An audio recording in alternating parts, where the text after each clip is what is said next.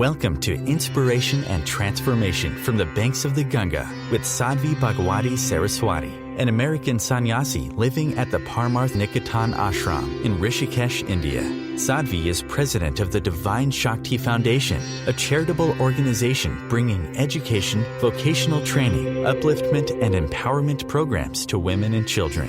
Sadhvi is also Secretary General of the Global Interfaith Wash Alliance and Director of the world-famous International Yoga Festival. Join the musings of an American sannyasi as Sadhvi shares the wisdom and teachings of her guru, His Holiness Pujya Swami Chidanand Saraswatiji. Welcome, everyone, to Inspiration and Transformation from the holy banks of the sacred Ganga River in the land of Rishikesh, India. Karma and the law of karma is dependent upon two different things. The action itself, the karma itself, but also the intention. So if I say to you, a man took a knife and stabbed it in someone else's heart, is he going to get good karma or bad karma? So most people are going to say, well, bad karma, that's murder. But if I told you that the man was a doctor, a surgeon, a heart surgeon, and that the person in whose chest he stuck a knife was someone who had just had a heart attack, and through operating on him, he saved the guy's life, well, then obviously it's good karma. So it's not so much the act exclusively or the act in a vacuum. It's the intention with the act. And in the same way, children or anyone being forced against their will with absolutely no power, to the contrary, to do something that they don't want to do, isn't going to acquire bitter karmic fruits if there's no intention to harm. If I reach out to help you, or I reach out to give you, let's say that I've got, a glass of water, you're coughing, and I reach out to give you a glass of water, and accidentally, as I reach out to give it, I stumble and I fall. And in stumbling and falling, I land on you, and I kind of hurt your leg as I stumble and fall on you. Well, I'm not going to get bitter karmic fruit for that which happened by accident during doing something that was actually trying to help you. So in the same way, children who don't have any control, any power, whose hearts are good, pure, whose minds are pure, they're not going to acquire the negative karma. But tragically, children are very, very, very suggestible. And the vast majority of that which makes up our subconscious, meaning our autopilot, that which makes us a lot of who we are, our personality, our habits, a lot of that gets determined in early childhood. And so even though the children are not going to get negative karmic fruits from something that they did against their will, against what they wanted to do, the vast majority of children who are raised in violence, in crime, in pain, especially being forced to commit violence and crime and pain, grow up into conscious adults who continue to inflict pain and violence. And then they do get the fruits of that. So this is where working with children is so important. Working with children who have been traumatized is so important. Working with children in difficult situations is so important. is to pull them out of those situations and actually be able to allow them to heal and to grow into the healthy, whole, positive, peaceful, connected, loving beings that they can be, both for the benefit of their own karmic package, as well as for the benefit of their own awakening, of course, as well as for the benefit of society. This is where all of the programs for children are essential, so that we stop chains of violence, stop chains of abuse, stop chains of crime, and really take children in those vulnerable years and give them a brand new start. And it can be done. And the younger they are,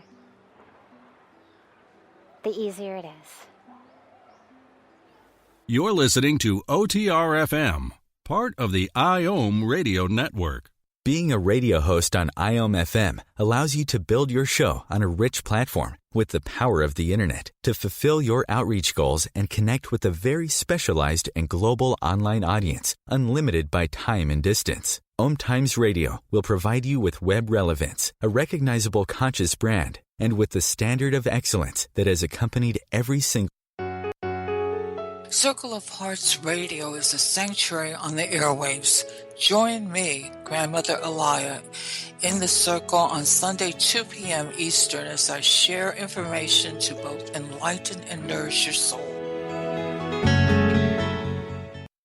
Hi, this is Christina Ricci with RAIN. Every 2 minutes, another American is sexually assaulted.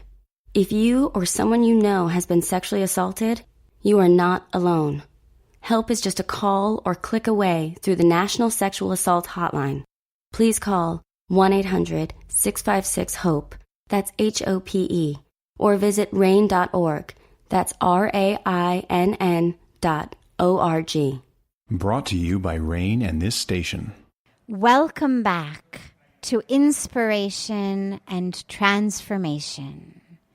I'm so glad to have you all back here with me. You forgive the unforgivable by realizing that forgiving does not make anything okay. Forgiving does not condone anything. We forgive because we deserve to be free. And even if that which has happened to us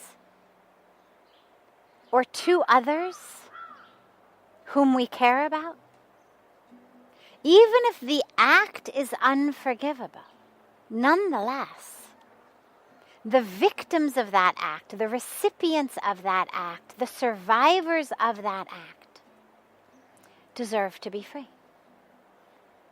And to not forgive denies freedom. So forgiving someone doesn't mean that what they did is okay. That is not the criterion that we use to determine whether to forgive.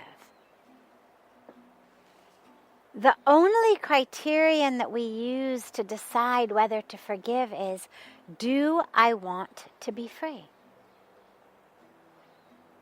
Acts may be unforgivable. But fortunately, we are not the karmic police. Fortunately, none of us has been given that duty to make sure that committers of unforgivable acts get their due. God has not told us to be the one to keep the list, to remind him, don't let me forget about this guy who's really got it coming to him. Fortunately, the law of karma is perfect. If I drop an apple off this rooftop, I don't have to remind it to fall to the ground. I don't have to yell out, hey, gravity, Do your thing. Don't forget. It happens automatically. Because gravity is a law of the universe. In the same way, karma is a law of the universe. And when people do things, they get the karmic fruit. Not because it requires us to stand there and yell, hey, law of karma, make sure this guy doesn't get away. But because it's just a natural law. But by God's grace, we do not have to be the bookkeeper of the law of karma. We don't have to write down who's done what. We don't have to remember it. We don't have to hold on. Our duty and our dharma are very simple. To be free. Spiritually free. Not reckless, not decadent, not hedonistic, not lazy and complacent.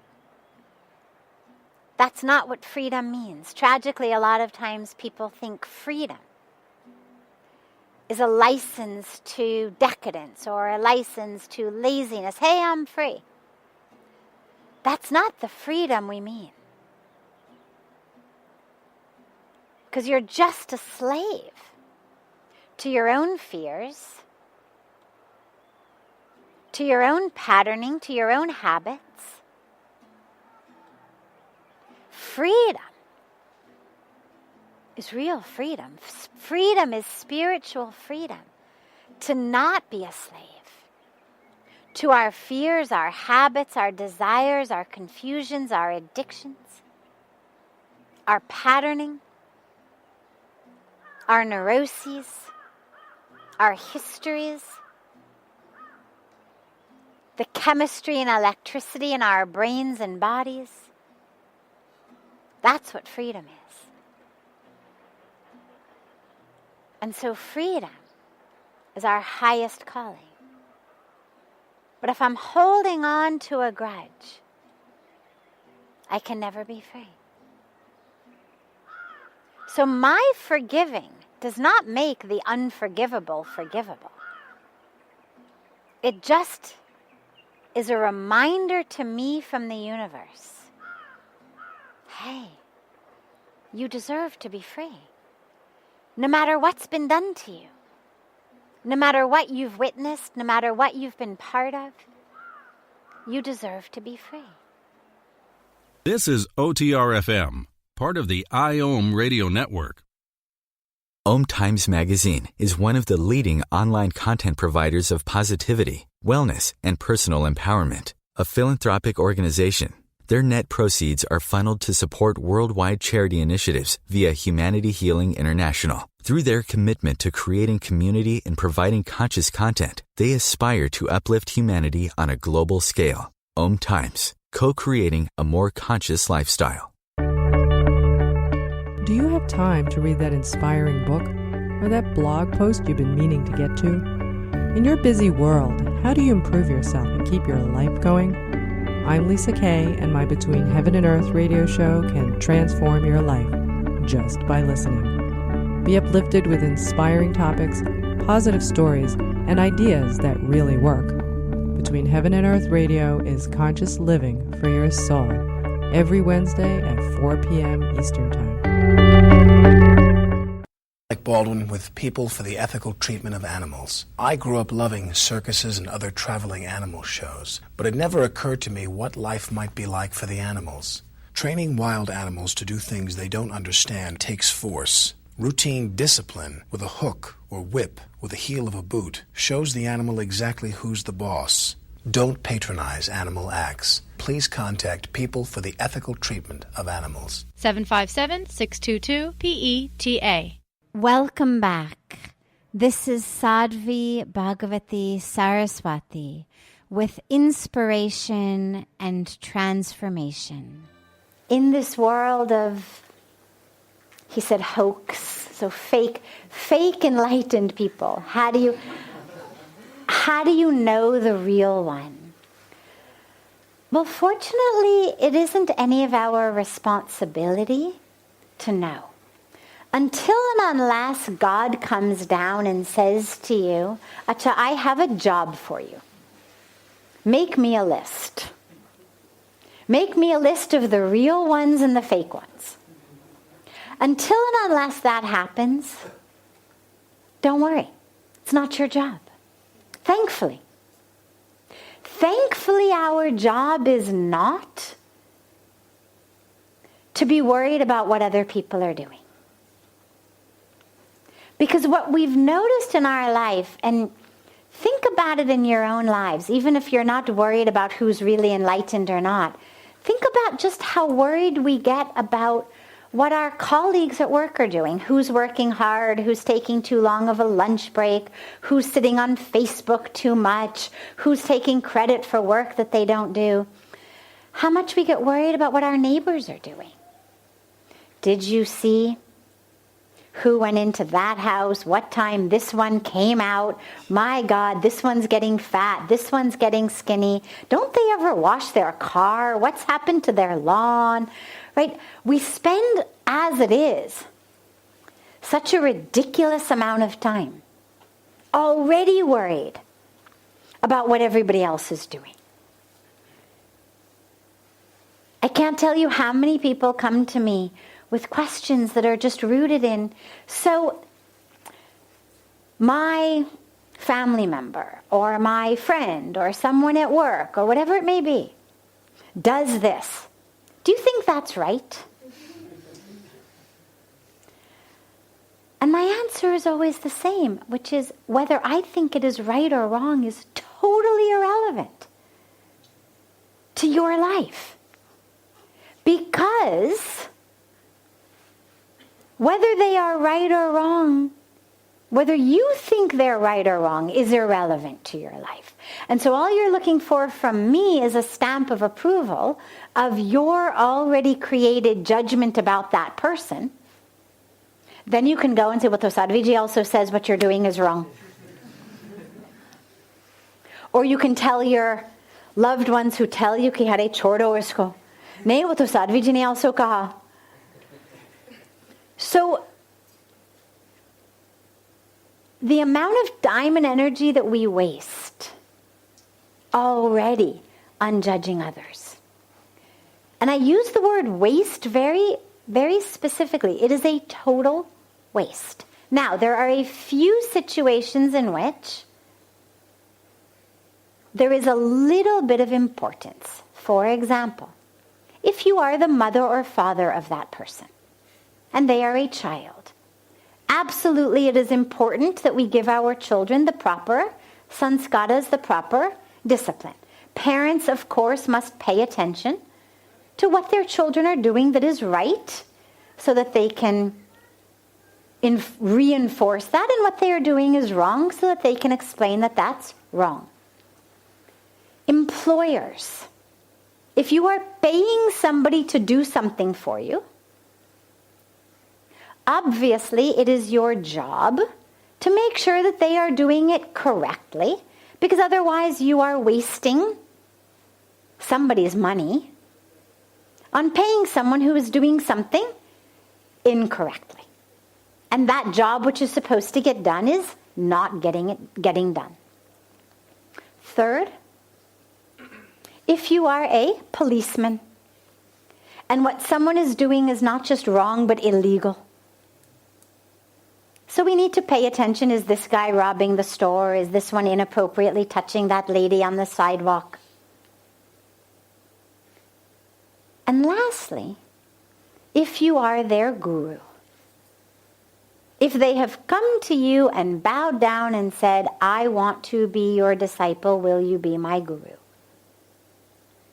In any other situation, we are blissfully free, blissfully absolved of the responsibility of worrying ourselves over what people are doing, especially when what we're looking at, as he began with, is people who are simply pretending to be enlightened. We are not the karmic police, thank God. The issue for us is, how can I know on a personal level who the right one is? Because obviously if I'm going to have a guru or be in the presence of enlightened people and trust them and want to be guided by them, I want to make sure they're right. And this is interestingly something that there's no specific equation. It's not like a pH litmus test that if you can say, well, if it's over 7.0, it's, definitely enlightened. If it's under 7.0, not so enlightened. But you do feel it inside. And the reason is, people who are enlightened, who are really enlightened, are beings of light. And in their presence, you feel a light. But here's where it's a little bit subtle. Those who are fake are going to direct all the light on themselves. And so it's going to be a light that is, look at me. Those who are real are going to show you the light in you. So in the presence of a real enlightened master, you're not just going to sit there and go, wow, wow, what an amazing charismatic leader. But you're actually going to have a felt sense experience of your own light. That being has enabled you, has brought you the light to see the light of yourself. The other real way to know, for me at least, is the real masters are doing this. And by this I mean this entire drama of being here in a body on planet Earth, playing a role. They're doing it for us. That's all they want. They're doing it for us because we need to be guided across this, what we call the ocean of samsara. And they offer themselves as the boat to carry us across. But they're not attached to whether we jump on or not. Because they've got a vision that is much bigger than we have. We get very panicked. Oh my God, right now, gotta have it, gotta have it, gotta have it. Those who are enlightened have a much bigger vision of the entire tapestry. Okay, no problem. If not this life, you'll get it next life. If not today, tomorrow, koi baat nahi, take your time. Those who are not really enlightened tend to be out trying to grab disciples. They're the ones who say, I'm the best, I'm the most enlightened, I'm the only. They're the ones who will criticize others, demean others. No, he's not real, I'm the real one. Those who are real, if people show up and are there, they're happy to serve. No one shows up, they're happy to sit and meditate. But there's no sense of, oh my God, where are my disciples? When I first came to Rishikesh, before I had met Pujya Swamiji and had his darshan, we had met some other sadhu in the marketplace. And he spoke English. He didn't live here at Parmarth Niketan, he lived somewhere else. And he spoke English and he looked really the part of a sadhu. And he said, oh, you must come and visit me. I'll teach you. So we went.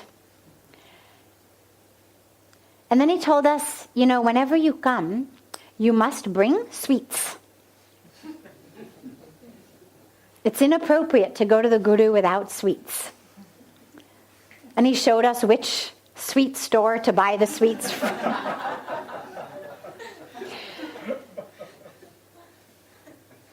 Now, at that time, it was all an adventure. It was all brand new.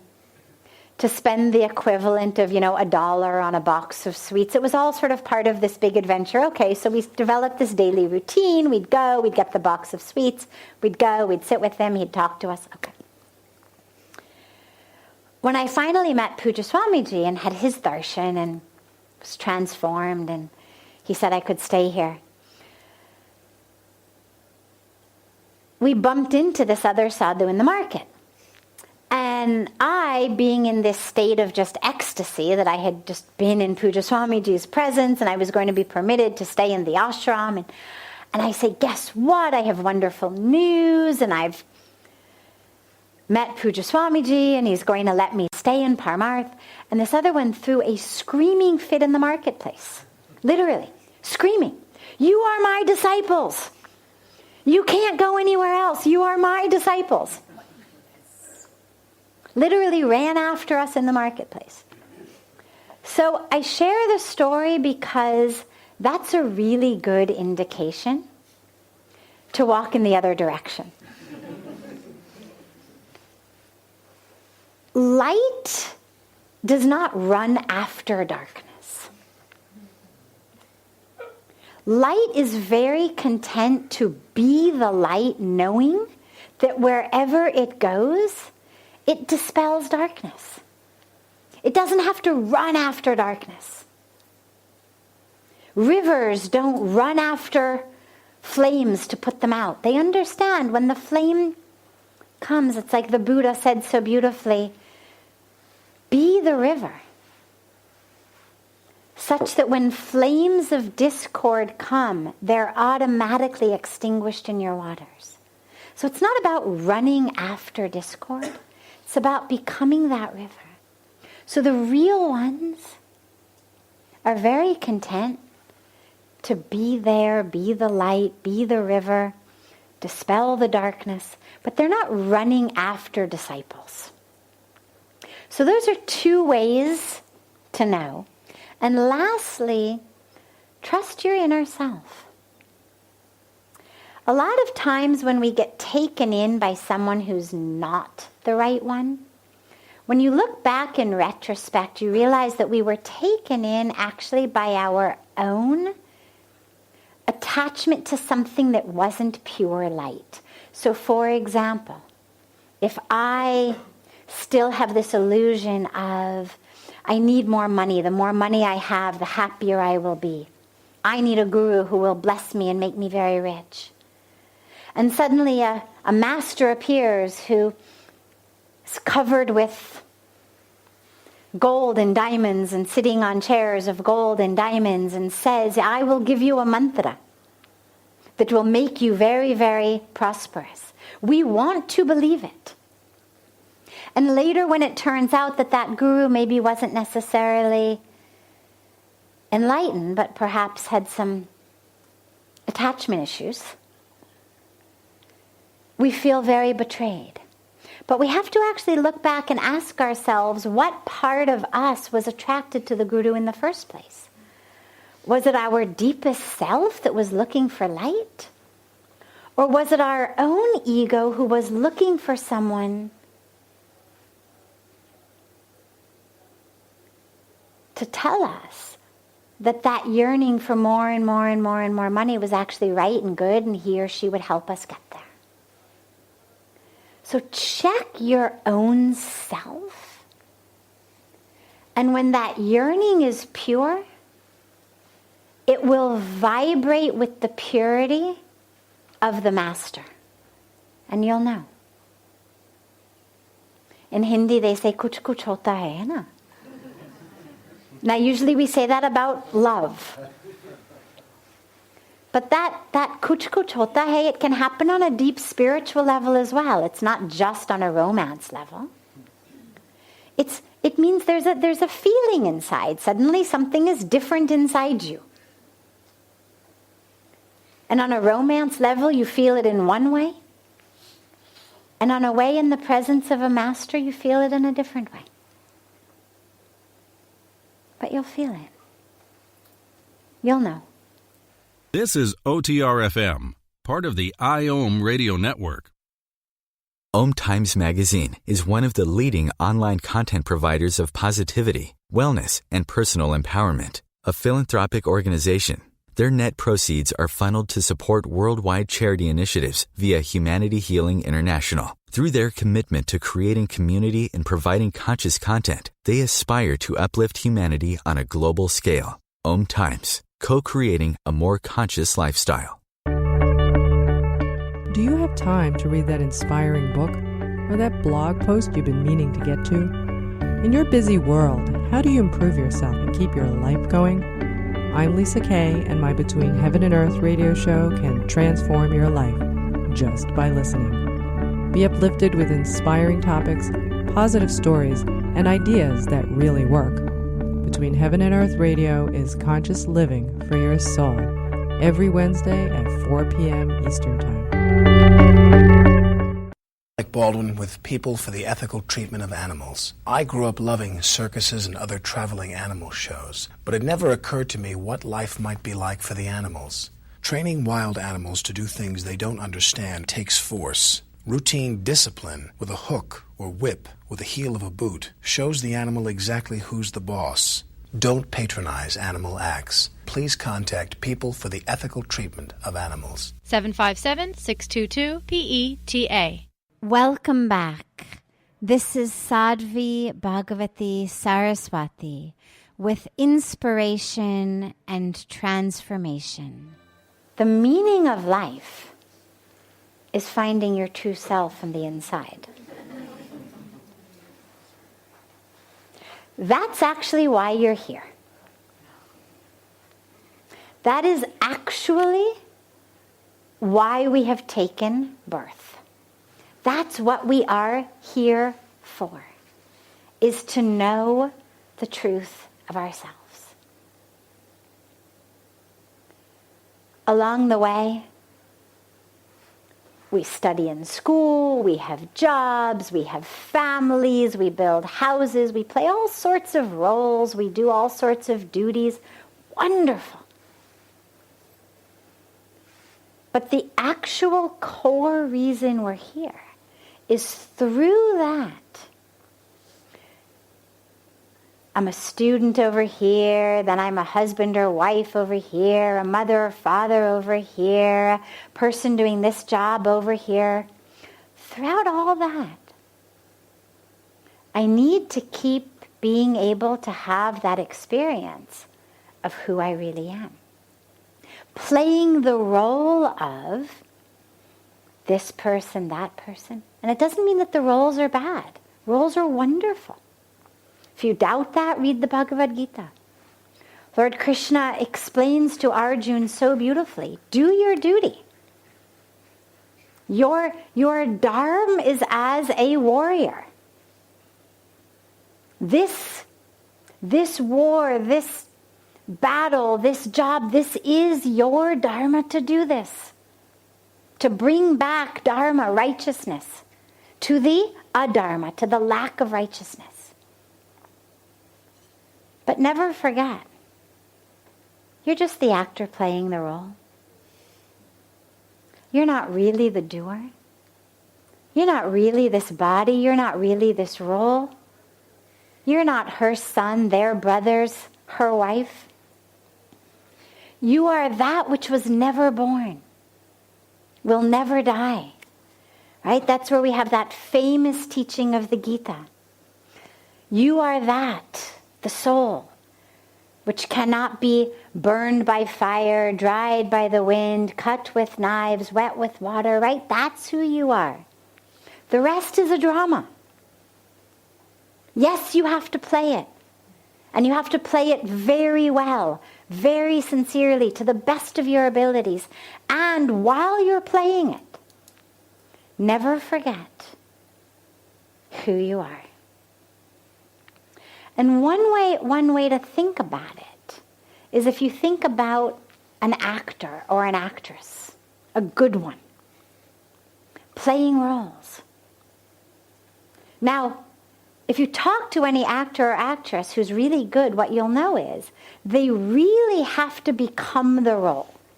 They don't feel like they're just, playing a role. They really, how does this person think? How does that person walk? What is important? They really get into the character. But they also never forget that they aren't the character. Throughout history, however many thousands of years we may have been having people put on some form of dramatic play, if not thousands, at least hundreds we know. People have been doing dramas. Bollywood produces God knows how many movies a year. Hollywood produces God knows how many movies. So we have this almost infinite number. Whether it's movies, commercials, TV, theater drama, school theater drama. But never have I heard, ever of a story of an actor who was playing the part of a villain and actually went home and murdered his family because he forgot it was only a part. Never happens. Even the best actors, the best actresses, there's always a villain, but the villains never get off that set, get off that stage, and start killing people in the audience, or go home and kill their families, or kill the cast backstage. Because they couldn't get out of character. Because they forgot. So even the best ones, they know it's just a role. And in the same way, your question is, who am I playing the role? Who's the actor here? So for actors and actresses, it's easy. They've got a whole other role as the one who is the actor. Whole different identity. So on stage, one identity. Off stage, a different identity. For you, allow yourself, when you sit in meditation, it's a beautiful meditation, allow yourself to think about all the roles you play. One of the meditations that I lead frequently is one where we just let go with every breath of every role we play. Because we all play so many roles in our life. We're our parents' children, we're our children's parents, we have our job, we have a friend, we have this role that we play in society. A successful one, a not successful one, a popular one, a not popular one, someone who the culture thinks of as beautiful, someone the culture doesn't think of as beautiful, someone who's accepted based on how rich they are, someone who's not accepted, whatever it may be. We have so many roles we play. Allow yourself to think about all the different roles you play. Some of them you play by choice. Our relationships, our jobs, yeah, it's good. Relationships are good. Jobs are good. Roles in society, good. Remember, it's not about bad or good. There may be some you want to drop. If you've adopted an identity that doesn't work. Oh, I'm the one who always fails. Oh, I'm the one who's not good enough. I'm the one no one likes. Well, those are stupid roles to play. Let them go. You're the director of your own drama. If you were an out-of-work actress, you'd have to take whatever role came. But when you are the director, the producer, the casting agent, you're everything. So you get to decide, all right, I'm prepared to play these ones, I'm not prepared to play these ones. I won't play the worthless one anymore. I won't play the failure anymore. So you drop some of them. But the other ones, even that you know you're going to keep playing, a daughter, a wife, a mother, a yoga teacher, whatever it may be. But allow yourself, when you sit for meditation, to drop into a place of, who am I that isn't that role? Who am I that isn't the daughter, the mother, the sister, the wife, the yoga? What is it that isn't the role? And allow yourself to drop into that and give yourself a felt sense experience of that. A beautiful practice is every night at the end of the day, when you sit for just a few minutes of meditation, do a visualization the way that actors take off costumes and wash off makeup. Literally allow yourself to visualize unzipping all the different costumes that you wear during the day. You've got a role in the office place, you've got a role in the society, you have a role in your family, no problem. But at the end of the day, take a few minutes and just allow yourself to unzip them all until there's nothing left but just that pure consciousness, just that pure experience of self. And then in the morning, put them back on. As long as you've got duties to do in the world, by all means, put them back on. Yeah, you're going to get up and make breakfast for the kids? All right, put on the mother role. It's wonderful. But allow yourself to realize these are roles I'm playing. I'm playing them consciously. I'm playing them willingly. I'm doing them to the best of my ability. And it isn't who I am. And if you develop this practice every day of taking them off and putting them back on, you will come into a great familiarity with the you who is still sitting there after you've removed them. And the you who sits down, ready to have them put on in the morning. And what that means is that then, whenever you sit to meditate, whenever you need to access that true self that isn't your role, you'll be able to access her. Because you'll already know her. But it only comes from practice and from experience. And allow yourself to just keep going within and meditating. Another beautiful meditation technique is the technique of what's called neti neti, which means not this, not this. And it's a technique that begins, you sit down and we say, all right, I'm not my sorry. Okay. We all know that. Nobody's going to say, yeah, you are. Not my sorry. I understand. I change my clothes every day, but I don't change. Then you go a layer deeper. You say, well, I'm not my skin. Well, I know that because my skin keeps sloughing off and I get new skin, but I'm still there. Well, I'm not my blood because I can donate blood. I can receive a blood transfusion. I can do all these things with my blood, but it doesn't change who I am. If God forbid I get cut, I lose a lot of blood. The doctors will take care of me, but I haven't lost myself. And if I get a blood transfusion, I'm not suddenly someone else. So I'm not my blood. I'm not my bones. Break a bone. Okay, well, you're still there. You've got a cast, but you're still there. I'm not my organs. Again, all of these things, they just keep regenerating. Every 7-8 years, all the cells of the organs keep regenerating. But 7-8 years ago, you were saying I. You were saying me. This isn't a new phenomenon that now that I have this kidney, I'm saying I. You've been saying I long before you had that kidney or that liver or that spleen. 10 years ago, you were saying I. And you had a totally different liver and kidney and spleen. All the cells have changed. Different blood cells, different skin cells.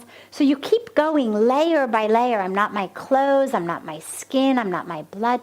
And as you do it, before you go to the next layer, make sure that there's a sense inside that goes, yeah. Don't move on to the next layer until there's a felt sense awareness of, yes, got it, I agree. Like, yes, I know I'm not my bones. Then you move on. Not my organs. Okay, sit with that for a minute. Yeah, I'm aware I'm not my organs. Keep going. And eventually what you'll come to is, I'm not my thoughts. Well, and we know that because the thoughts actually are just chemicals in the brain. Electricity in the brain. If you've got no chemicals or electricity in your brain, I promise you're not having any thoughts. So the thoughts are just patterns in the brain. Like bubbles again on the water, they come, they pop, they go, but I stay. I have so many thoughts. Every minute I have so many thoughts. But my thoughts keep changing, but I'm still here. So I'm not my thoughts. I'm not my history. Again, because my cells keep changing, so something happened to me 10 years ago. It didn't happen to me. There isn't one cell of my body that happened to. So slowly, slowly you go through everything you can think of. My fears, my emotions, all of that. Everything that we would say is of the mind is manifest through the brain. It's chemical, it's electrical, they're patterns. I'm not that. And slowly, slowly you remove all of that which you are not. And you'll come to that place, like I was saying about peeling the onion, you'll come to that place where there's nothing left to say you're not. You've already said, okay, I'm not this, not that, and there's now nothing else to say that you're not. And you'll come to just a place of quiet. And in that place of quiet, an experience of who you really are will emerge. And again, it may not be words, it may not be a description, but it's an experience. It's a knowing of who you are. But you have to feel it. You have to go within. Okay? And remember, that is the purpose of your life. So we better do it. I'll end tonight with sharing my favorite example about this, or way of thinking about that, which is a study that they did, a psychological study that they did, where they took students and they made them watch a 6-minute basketball game. And there was a red team and a white team. And they told the students, okay, your job is to count how many baskets each team makes. Okay, well, for 6 minutes, basketball is one of those sports that's much easier to follow than some other sports. So you can figure out how many baskets. Okay, one for the white, another for the white. Okay, one for the red. Very easy to count them. So at the end of the study, at the end of the 6 minutes, all of the participants were given a sheet of paper that had 3 questions. Question 1, how many baskets did the white team make? Pretty much they all got 100% correct. Question number 2, how many baskets did the red team make? And again, they pretty much got it all right. Question number 3, did you notice anything else? More than 50% of the people said no. Now, as it turns out with this particular study, like many psychological studies, what they tell you the point of the study is never what the point of the study is. So it turns out that halfway through the basketball game, a very large gorilla, a person dressed in a very large gorilla suit, came out onto the middle of the basketball court and proceeded to dance center stage right in front of the camera and then exited the court. More than 50% of the people missed it. Now, they were amazed. How is this possible? The kids didn't take a nap, they didn't fall asleep, they didn't get distracted because they all got exactly how many baskets. So clearly they were paying attention. Their eyes were open. How did they possibly miss a massive gorilla who came and danced on the middle of the court, in the middle of the game? And the answer is the key here. And the key to her question. It wasn't what they were told to look for. Very simple. They were following instructions. Count baskets. Pay attention to the red team and the white team. If at the beginning the researchers had said, oh, and by the way, actually something else is going to happen and make sure you don't miss it, nobody would miss it. If at the beginning the researchers said, so watch the game, but really that isn't the point, they wouldn't miss it. The problem is their instructions were, count the baskets. And this is what happens in our lives. We are very good at following instructions. We are told, get a good education, get a good job, make a lot of money, be socially popular. Today, this morning, I was giving a talk at Noida University, and we were talking about redefining success. And I asked them, I said, all right, well, tell me, what is the definition of success now? So the first two answers that came were making a lot of money. And the second was to be very well followed on social media.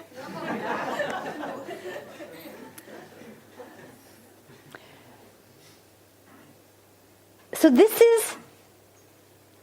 these are the instructions we're given.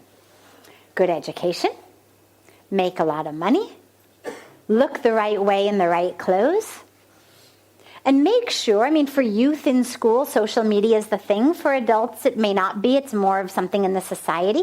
But the point being, be someone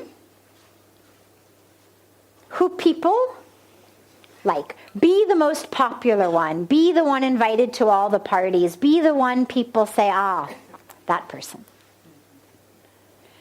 Those are the instructions we're given. And so we do it. And the problem is that actually, that's not the point. Actually, there's something entirely separate. And most of us miss it. And that's to know who you are. To have the experiential awareness of who you are. So consider yourself now properly warned. There is something else. Don't miss it. Keep doing what you've been told to do. Keep doing all those things. Nothing wrong with it. It's wonderful. But just remember, along the way, this isn't actually what it's about. So make sure to keep your eyes open. Not just the outer eyes, but the inner eyes. So you don't miss it. This brings to a close this hour of inspiration and transformation. Thank you so much for joining me. I'm so glad to be together with you all each week.